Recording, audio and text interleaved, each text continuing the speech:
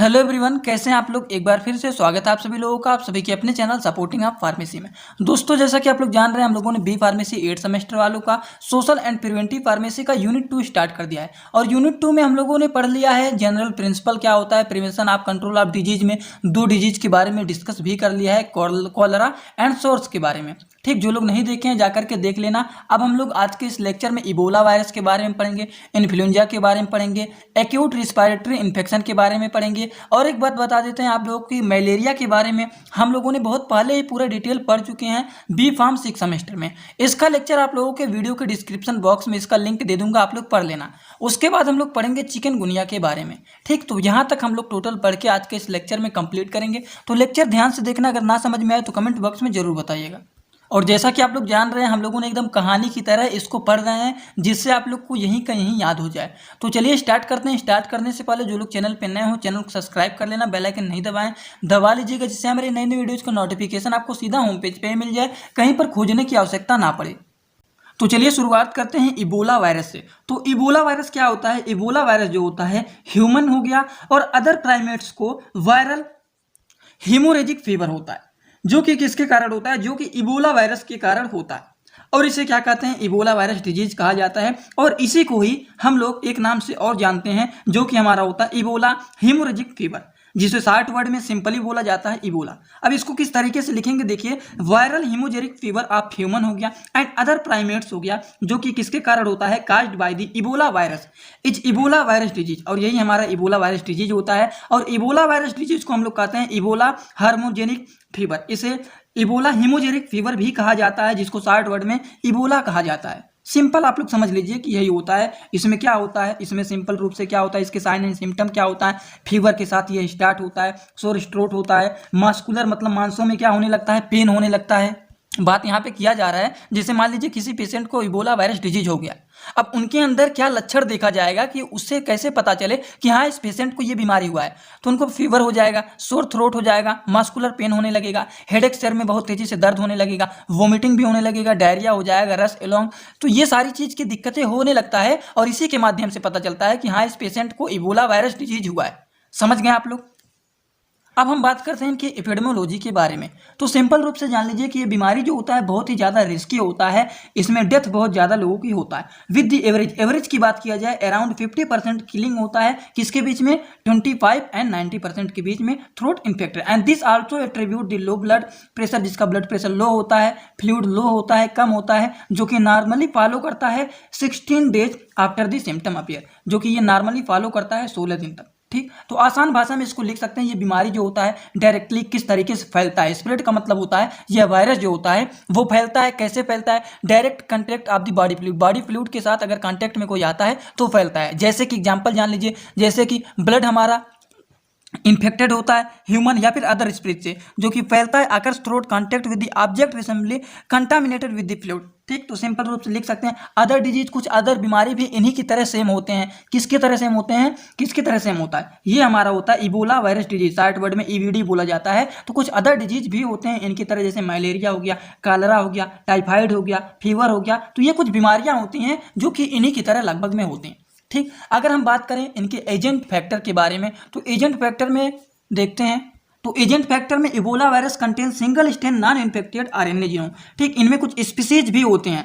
Normal रूप से जाना जाए तो इबोला वायरस जो डिजीज होते हैं, इसमें 5 तरह के स्पीसीज होते हैं। ठीक, और 5 तरह के, जैसे 4 तरह के यहाँ दिए गए हैं और एक 5वां यहाँ पे दिए गए हैं। ठीक, तो ये थोड़ा सा इंपॉर्टेंट है, ये 5 आप लोग वीडियो को रोक करके अगर लिखना चाहते हैं तो लिख सकते हैं। थोड़ा बहुत इसको जानकारी के लिए ये जरूरी है। ठीक, इसको आप लोग लिख लीजिएगा। अगर बात करें इनमें receiver of infection, sources of infection, तो ये आप लोग लिख सकते हैं। थोड़ा बहुत होस्ट फैक्टर की बात करें कि यहाँ किसमें ये ज़्यादातर होते हैं, होस्ट मतलब किसके अंदर ये होते हैं, तो ये किसके अंदर पाया जाता है? लोगों के अंदर ये पाया जाता है, लोगों के अंदर ही ये बीमारी होता है। ठीक, तो ये सिंपल रूप से आप लोग लिख ही लेंगे। बात किया जाए इनमें इन्वायरमेंटल फैक्टर कौन कौन से होते हैं, तो इन्वायरमेंटल फैक्टर क्या होते हैं? स्टडी में देखा गया है, अगर टेम्परेचर लो हो गया है, ह्यूमिडिटी ज़्यादा हो गया है, fever of Ebola virus infection का, तो ये सब कुछ इनके फैक्टर होते हैं जो कि इबोला वायरस के कारण होते हैं। ठीक, अब इनके इंक्यूबेशन पीरियड बात किया जाए, कितने दिनों तक कितने लंबे समय तक ये बीमारी चलता है, तो 2 दिन से लेकर के 21 दिनों तक इनका इंक्यूबेशन पीरियड होता है। ठीक, तो इंक्यूबेशन पीरियड इंपॉर्टेंट है। अगर एग्जाम में ये पूछता है तो ये इंक्यूबेशन पीरियड डाल देंगे तो अच्छा रहेगा। इससे पता चल जाएगा एग्जामिनर को कि हाँ ये स्टूडेंट पढ़ा है, इनके बारे में इनको जानकारी है, तभी इन्होंने इनके बारे में लिखा है। मोड ऑफ ट्रांसमिशन मतलब ये बीमारी किस तरीके से फैलता है लोगों में, तो सिंपली आप लोग को बता ही दिए हैं ये सारी चीज़ों। ठीक, कैसे फैलता है, किस तरीके से फैलता है, ये तो बात हम लोगों ने जान ली। साइन एंड सिम्टम के बारे में बात करें अगर, कि जैसे ये बीमारी किसी को हो गया है तो क्या लक्षण इनके अंदर दिखेगा, कैसे हम पता पाएंगे कि इन्हें ये बीमारी हो गया है, इबोला वायरस डिजीज हो गया है। तो स्टार्टिंग में हम लोगों ने देखा जैसे हेडेक होने लगेगा, जॉइंट में पेन होने लगेगा, फीवर हो जाएगा, मसल्स में पेन होने लगेगी, सोर थ्रोट हो जाएगा, वीकनेस फील होगा, वोमिटिंग होगा ज़्यादा से ज़्यादा, स्टमक पेन, स्टमक में भी पेन होने लगेगा, पेट में दर्द होने लगेगा, रेसेस हो जाएंगे, इंटरनल एंड एक्सटर्नल ब्लीडिंग होगा। ठीक, तो ये सारी चीज़ों देखा जाता है किसमें, इबोला वायरस डिजीज में, और इसी के माध्यम से पता चलता है कि उस पेशेंट को क्या हुआ है, इबोला वायरस डिजीज हुआ है। ठीक, कुछ लैबोरेटरी डायग्नोसिस इनके दिए गए हैं। Polymerase chain reaction is one of the most commonly diagnostic method. ये मोस्ट कॉमनली डायग्नोसिस मेथड होता है, किसका मेथड होता है, इसका, इबोला वायरस का। कौन सा होता है, पॉलीमरेज चेन रिएक्शन। ठीक, तो ये इंपॉर्टेंट है, इसको आप लोग लिख लीजिएगा। सिंपल आप लोग को यहाँ पे समझाने की कोशिश कर रहे हैं, बस दिमाग में आपको थोड़ा बहुत बातें बैठ जाएं, और नोट्स आपको सपोर्टिंग ऑफ फार्मेसी के टेलीग्राम ग्रुप में दे देंगे, तुरंत का तुरंत आपको देखते ही याद आ जाएगा।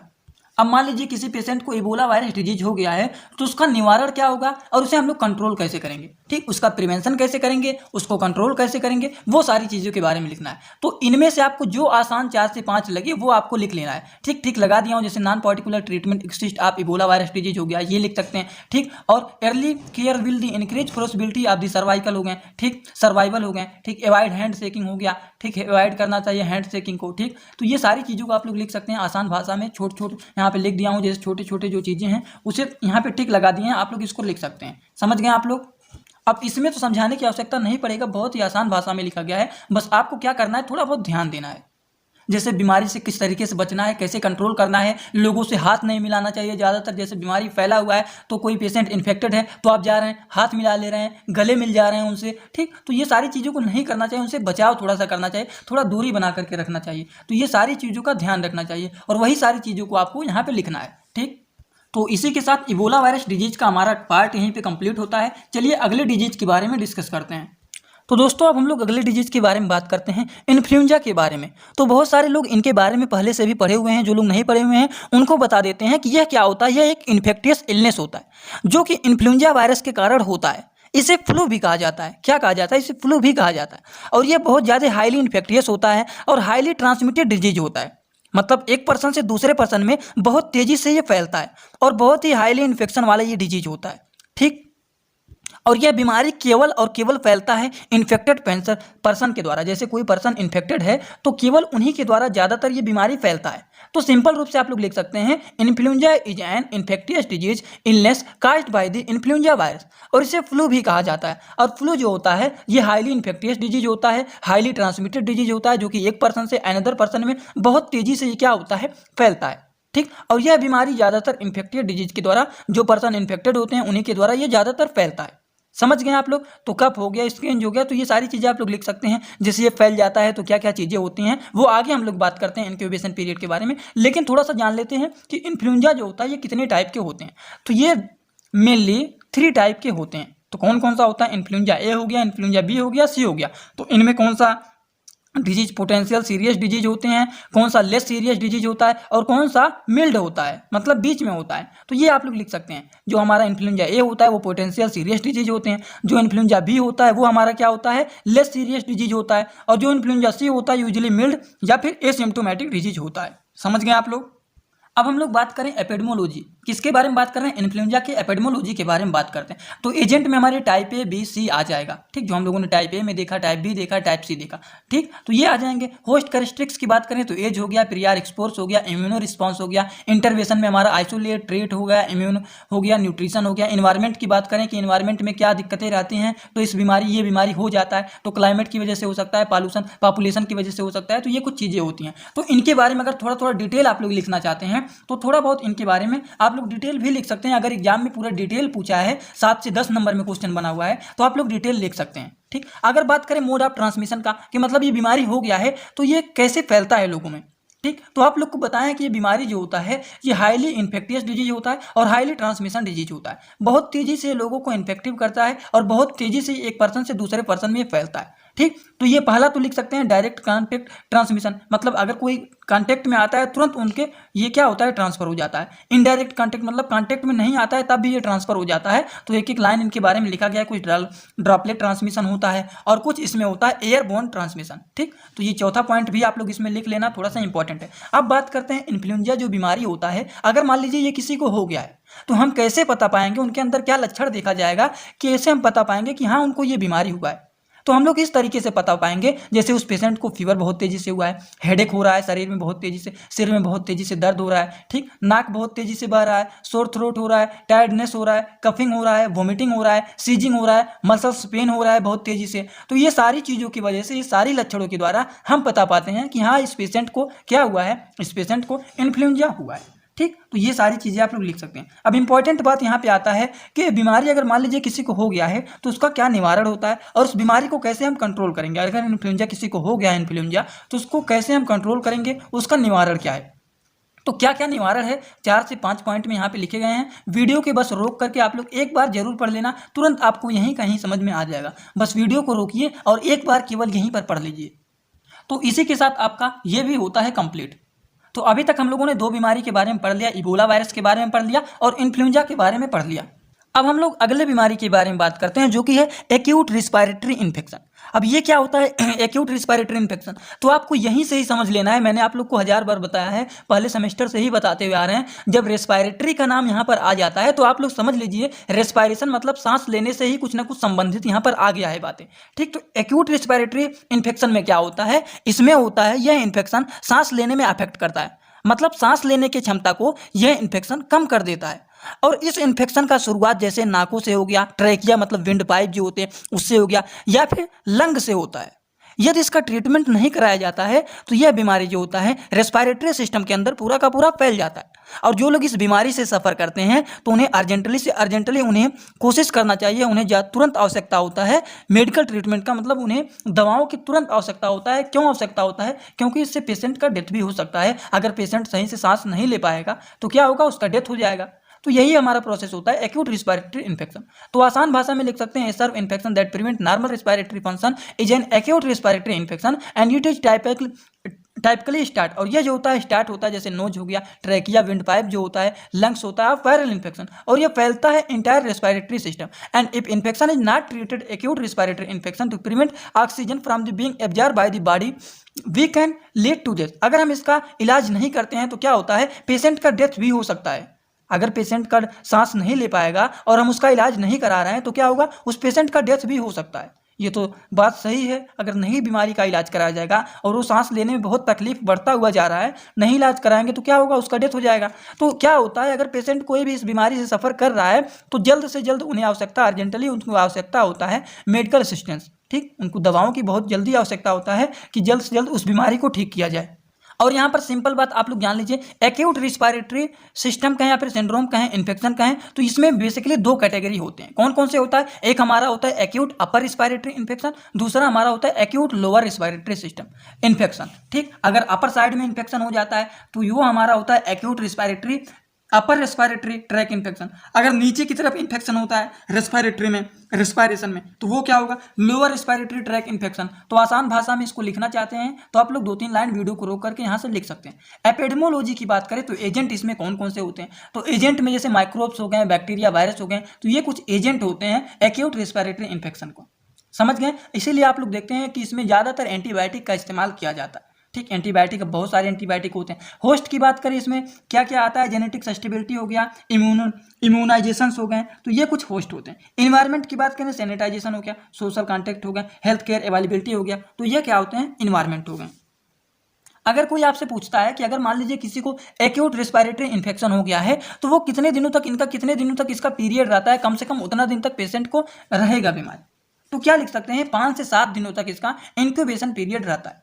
अगर बात किया जाए मोड ऑफ ट्रांसमिशन, ये कैसे फैलता है, तो माइक्रोब्स हो गए, बैक्टीरिया, वायरस हो गए, वो ज़्यादातर कहाँ पे घूमते हैं, वो ज़्यादातर हमारे हवाओं में घूमते रहते हैं। ठीक, इसीलिए अगर कोरोना वायरस जब चल रहा था तो लोगों को ज़्यादा से ज़्यादातर मास्क लगाने के लिए कहा जा रहा था कि केवल लोगों को कांटेक्ट में आने से ही नहीं, ये बीमारी क्या हो रहा है, इन्वायरमेंट में भी फैल रहे हैं। तो आप बाहर भी निकलिए तो भी क्या करिए, मास्क लगा करके चलिए, क्योंकि बैक्टीरिया, वायरस, माइक्रोब्स जो होते हैं वो हवाओं में भी चलते हैं। तो लिख सकते हैं सबसे पहला पॉइंट एयरबोर्न राउट ट्रांसमिशन हो गया। कॉन्टैक्ट ट्रांसमिशन मतलब किसी के कॉन्टैक्ट में जाएंगे तब भी डायरेक्ट हो सकता है। साइन एंड सिम्टम की बात करें, अगर किसी को बीमारी हो गया है तो वो क्या होगा, तो साइन एंड सिम्टम की बात किया जाए तो कुछ अलग अलग होते हैं। जैसे मान लीजिए किसी को अपर एक्यूट रिस्पायरेटरी इन्फेक्शन हुआ है तो उसमें कुछ अलग लक्षण देखे जाएंगे। अगर बात करें किसी को लोअर रिस्पायरेटरी इन्फेक्शन हो गया है तो उनमें कुछ अलग लक्षण देखे जाएंगे। तो क्या लक्षण देखे जाते हैं अपर में, क्या देखे जाते हैं लोअर में, उसको भी चलिए जान लेते हैं। तो पहले हम लोग बात करते हैं अपर की। ठीक, तो अपर की बात करते हैं तो कफ हो जाएगा, फीवर हो जाएगा, रनिंग नोज हो जाएगा, नाक बहुत तेजी से बहने लगेगा, नेजल कंजेक्शन हो जाएगा, वोमिटिंग भी होगा, बॉडी पेन भी होगा। तो ये लक्षण देखे जाएंगे कि इसमें अपर रेस्पिरेटरी इन्फेक्शन में। उसी तरीके से लोअर रेस्पिरेटरी इन्फेक्शन हो जाता है तो उसमें क्या क्या होता है, तो उसमें भी कुछ देखे जाते हैं चीज, जैसे कि ब्रीदिंग जो होता है वो क्या हो जाएगा, शार्टनेस कम हो जाएगा, फैटिग्यू भी हो जाता है, उसके बाद टायर्डनेस हो जाएगा और फीवर भी हो जाएगा पेशेंट को। तो ये जो लक्षण देखे जाएंगे वो किस में देखे जाएंगे, लोअर रेस्पिरेटरी इन्फेक्शन में।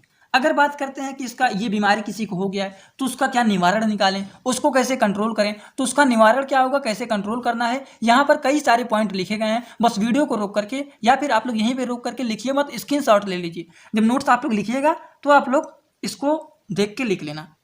अब इसके बाद जो एक बीमारी है वो है मलेरिया। लेकिन मलेरिया का मैं लिंक दे दूंगा, आप लोग वहां से पढ़ लेना। मलेरिया के बारे में पूरा का पूरा डिटेल बीफार्म 6 सेमेस्टर में पढ़ाए हुए हैं, उसी का लिंक दे दूंगा। आप लोग पूरा का पूरा लाइफ साइकिल, उसका जो साइकिल होता है बीमारी का, कैसे बीमारी होता है, पूरा का पूरा उसका साइकिल बना के समझाया हूँ। एक बार देख लेंगे आप लोग, उसको अगर बना देते हैं एग्जाम में तो बहुत ही अच्छा रहेगा। ठीक, तो उसको आप लोग देख लेना। बात करते हैं अगला जो लास्ट हम लोग को पढ़ना है इस वाले लेक्चर में, चिकनगुनिया के बारे में। तो चिकनगुनिया क्या होता है, चिकनगुनिया जो होता है एक इलनेस होता है जो कि किसके कारण होता है, वायरस के कारण होता है, जिसे हम लोग चिकनगुनिया कहते हैं। ठीक, इसमें 2 तरह के मॉस्किटो होते हैं, इन्हीं के द्वारा ये वायरस क्या होते हैं, ये वायरस लोगों के अंदर जाते हैं। ठीक, तो कौन कौन से 2 वायरस होते हैं, 2 वायरस इसमें जो होते हैं, तो दोनों मॉस्किटो का नाम आप लोग को हमेशा अच्छे से रट लेना है, एडिस एल्बोपिक्टस और क्या होता है एडिस एजिप्टी। ठीक, तो इसको 2-3 बार रट लेना आप लोग, क्योंकि ये 2 नाम लिख लेंगे चिकनगुनिया में तो लगेगा कि हाँ आपने कुछ पढ़ा है इसके बारे में, क्योंकि मेन मुद्दा ही देखा जाता है। मेन बात अगर आप लोग नहीं लिखेंगे, घुमा फिरा के बात लिखेंगे तो नंबर वहीं पे कट जाता है। लेकिन अगर ये 2 बात लिख लेंगे कि 2 मॉस्किटो के द्वारा ये ट्रांसमिट होता है वायरस, ठीक, व्यक्तियों के अंदर, तो कौन कौन सा 2 होता है मॉस्किटो, एडिस एल्बोपिक्टस और क्या होता है एडिस एजिप्टी होता है। तो ये आप लोग जरूर लिख लेना। ठीक, अगर जो मॉस्किटो होते हैं जब ये बाइट करते हैं तब ये जो वायरस होते हैं ये क्या होते हैं, इनके अंदर चले जाते हैं। समझ गए आप लोग। और भी इनमें कुछ तरह की वैरायटी इंक्लूड होते हैं जिसमें ये वायरस सर्कुलेट करते हैं, जिनके अंदर ये वायरस घूमते हैं। केवल लोगों व्यक्तियों के अंदर ही नहीं ये घूमते हैं, कुछ तरह के और स्पीसीज होते हैं जिनके अंदर ये वायरस सर्कुलेट करते हैं, घूमते हैं। जैसे कि मान लीजिए बर्ड हो गया, रोडेंट जैसे रैट वेट हो गए, तो उनके अंदर भी ये बीमारी, ये वायरस देखा जाता है। ठीक, and the virus was first isolated during the outbreak in the Tanzania in the 1952 से लेकर के 1953 में from the patient and mosquito. ठीक, मॉस्किटो और पेशेंट से ये सबसे पहले कहाँ पर देखा गया था, सबसे पहले ये आइसोलेट हुआ था। कब आइसोलेट हुआ था, तंजानिया में। कब हुआ था, 1952 से 1953 के बीच में। अब इनमें एपिडेमियोलॉजी के बारे में बात करें तो ये थ्योरी आप लोग पढ़ते रहना, ज़्यादा इंपॉर्टेंट नहीं है। बात यहाँ पर आता है एजेंट फैक्टर। एजेंट फैक्टर में हमारे 2 मॉस्किटो के द्वारा ही ये वायरस ट्रांसफर होते हैं लोगों के अंदर। दोनों मॉस्किटो का नाम क्या होता है आप लोग को 2-3 बार बताए हैं, एडिस एल्बोपिक्टस हो गया और एडिस एजिप्टी हो गया। ठीक, ये दोनों का नाम अच्छे से रट लेना है। होस्ट फैक्टर की बात करें, सबसे पहले ये वायरस जो होते हैं मंकी के अंदर तो देखे ही जाते हैं, लेकिन कुछ अदर लोगों में भी देखे जाते हैं, जैसे कि ह्यूमन हो गए, रोडेंट हो गए, बर्ड हो गए, इनमें इन लोगों को भी ये इन्फेक्टेड कर देता है वायरस। कौन सा वायरस, चिकनगुनिया। और चिकनगुनिया जो होता है ये ज़्यादातर मंकियों में भी देखा जाता है, मंकी में तो देखा ही जाता है, लेकिन मंकी के अलावा हम लोगों में भी ये बीमारी आ गया। ठीक, तो ये बातें हो गई होस्ट फैक्टर। अब इन्वायरमेंटल फैक्टर में क्या क्या होते हैं, इन्वायरमेंटल फैक्टर के भी द्वारा होते हैं, जैसे इन्वायरमेंटल फैक्टर यहाँ पे देखे गए हैं। ठीक, इंक्यूबेशन पीरियड की बात करें तो 1 से 12 दिन के बीच तक ये रहता है। जैसे मान लीजिए अगर कोई मच्छर हम लोग को काट लेता है, अगर वो मच्छर हमें काट लिया तो काटने के बाद 1 से 12 के बीच तक ये क्या करता है, इसका इंक्यूबेशन पीरियड रहता है। मोड ऑफ ट्रांसमिशन की बात करें, ये बीमारी कैसे फैलता है, तो कैसे फैलता है कई बार बता चुका हूं कि इस मच्छर के द्वारा ही ये फैलता है। 2 मच्छर के द्वारा, इन दोनों का नाम क्या होता है आपको बता दिए हैं। यहाँ पर बात ये भी कर लेते हैं, जैसे मान लीजिए किसी को चिकनगुनिया हो गया है तो हम लोग क्या उनके अंदर लक्षण देखेंगे, कैसे पता पाएंगे कि हाँ इस पेशेंट को ये बीमारी हुआ। तो सबसे पहले जॉइंट पेन होगा, फीवर भी हो जाएगा, चिल्स भी होगा, नाउजिया भी हो जाएगा, वोमिटिंग भी होता है, हेडेक भी होगा, सिर में तेजी से दर्द होगा, आंख लाल हो जाएगा, रेजेज हो जाएंगे, लिम्स हो जाएगा, डायरिया हो जाएगा, मिंगल सिंड्रोम्स हो जाएंगे। तो ये सारी कुछ लक्षण देखे जाते हैं, ये कुछ लक्षण देखे जाते हैं, इसी से पता चलता है कि हाँ इन्हें ये बीमारी हुआ है। कुछ लेबोरेटरी डायग्नोसिस होता है इनमें। अब बीमारी हो गया है, कैसे उसका निवारण निकालें, कैसे उसे कंट्रोल करें, उसके बारे में आप लोग 1-2 लाइन लिख सकते हैं। तो दोस्तों आज का लेक्चर होता है आपका यहीं पे कंप्लीट। और आगे जो कुछ बीमारियां यहाँ पे बचे हुए हैं, कुछ डिजीज बचे हुए हैं, इनके बारे में अगले वाले लेक्चर में कंप्लीट कर देंगे। तो चलिए दोस्तों, लेक्चर कैसा लगा कमेंट बॉक्स में जरूर बताइएगा। चैनल पे नए हो, चैनल को सब्सक्राइब करके बेल आइकन दबाना मत भूलिएगा। Thanks for watching my video. Like comment share and subscribe this channel.